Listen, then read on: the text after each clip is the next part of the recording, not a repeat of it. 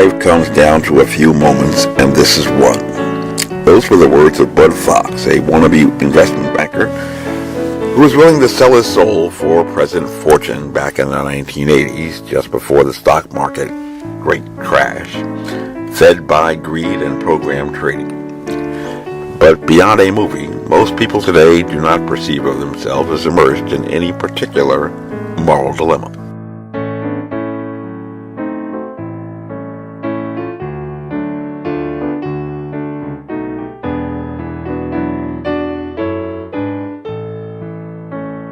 Yet in November 2016, His Holiness Pope Francis broke precedent, allowing the bishops the authority to forgive those who confessed his sin of abortion, recognizing how embedded this practice has become in Western culture, but in no way retreating from his firm prior stance, rather reaffirming the position of the Roman Catholic Church on abortion.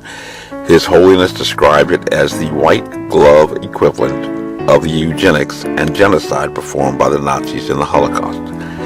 If you are a Catholic and can find a way to reconcile agreeing with the Pope on climate change, where the effects are long in the future, but disagreeing with the Pope on abortion, where there is a clear and present danger, is between you and your God.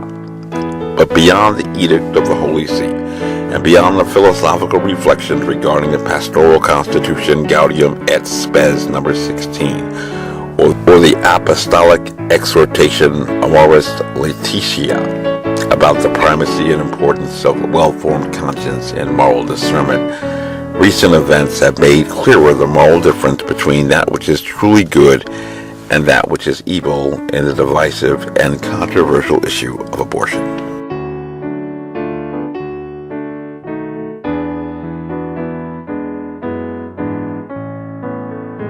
The playwright Arthur Miller told the National Observer in 1964, "It is always and forever the same struggle to perceive somehow our own complicity with evil is a horror not to be borne.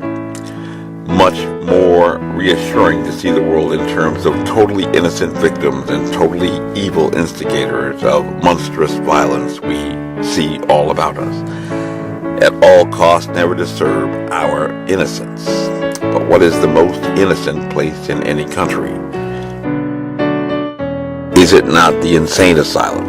These people drift through life truly innocent, unable to see into themselves at all. The perfection of innocence, indeed, is madness."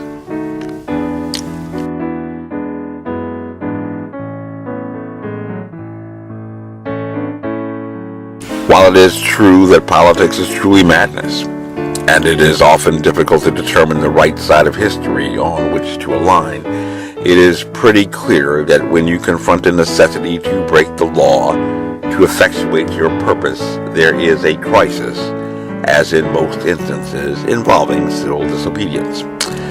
Yet in civil disobedience, the defense relies upon the least possible transgression of statutory law to address a greater injustice. However, what does it say about the opposing side when they meet that small transgression with even greater violations of codified law? Illegal searches and seizures, interrogation without waiving a right to an attorney and revocation of the right against self-incrimination, intimidation, withholding of exonerating evidence, false police reports, refusals to serve discovery upon witnesses, perjured witness testimony during a trial, permitting inadmissible evidence, willful blindness.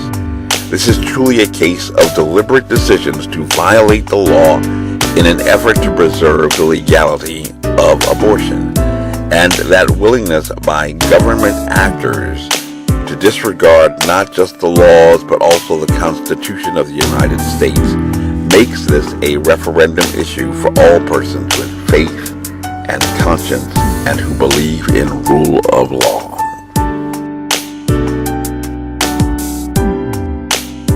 Congressman Don Beyer and Senator Tim Kaine have made it abundantly clear where they stand on the abortion issue and have exerted their influence even in this misdemeanor case in Alexandria. Thomas O., the Republican nominee who has joined Congressman Beyer on most every other issue, from gay marriage and guns to climate change and secure borders, also agrees with the Democrat Party on abortion, clearly signaling his disagreement with the president.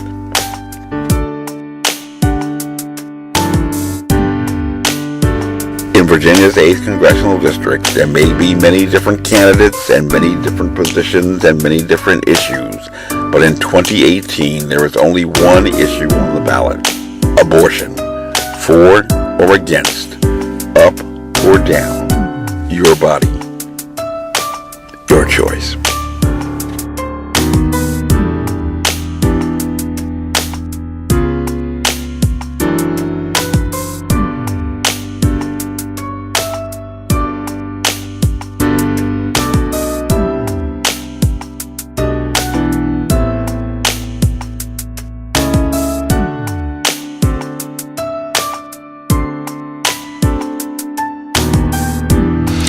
Eventually, all songs merge into one, and a rhythm runs through it.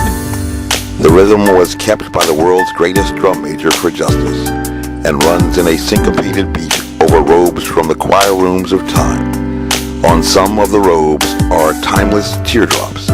Under the robes are the songs, and some of the voices are theirs, until justice flows like waters, and righteousness like a mighty stream. We are haunted by those baptismal waters. And they all sang a hymn and went away.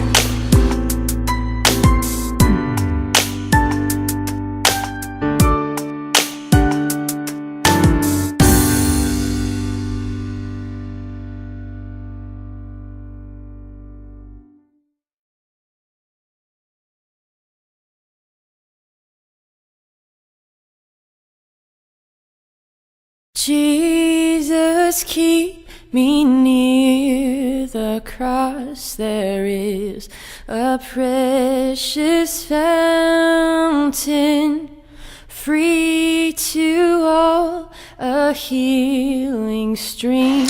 Non incautus futuri is the motto of Washington and Lee University, not unmindful of the future. My name is Major Mike Webb, and I am running for U.S. Congress. In liberty, with honor and excellence, the South shall rise again. Honest. Till my raptured soul shall find rest beyond the river. Near the cross, a trembling soul, love and mercy found me. There the bright and morning star sheds its beams around me.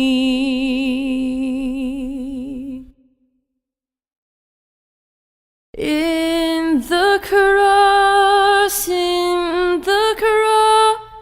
be my glory ever, till my raptured soul shall find rest beyond the river.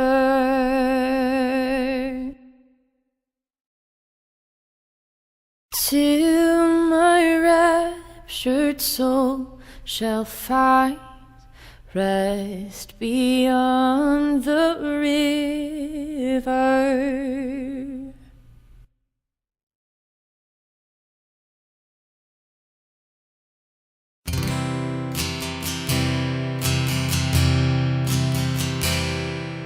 Jesus, keep me near the cross. There is a precious fountain, free to all, a healing stream flows from Calvary's mountain.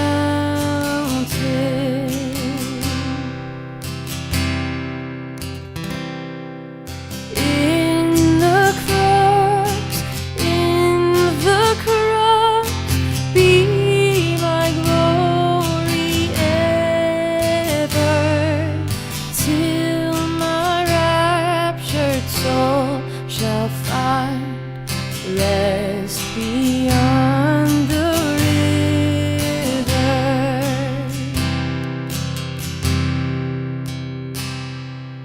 Near the cross, the trembling soul, love and mercy found me. There the bright and morning star sheds its beams around me. In the cross, be my glory ever, till my raptured soul shall find rest beyond the river.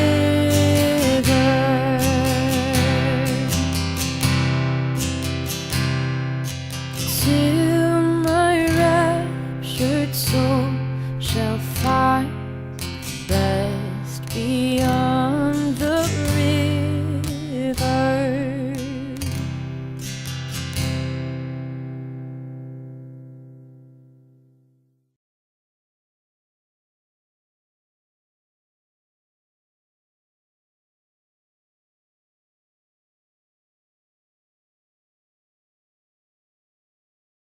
This advertisement was authorized by Mike Webb.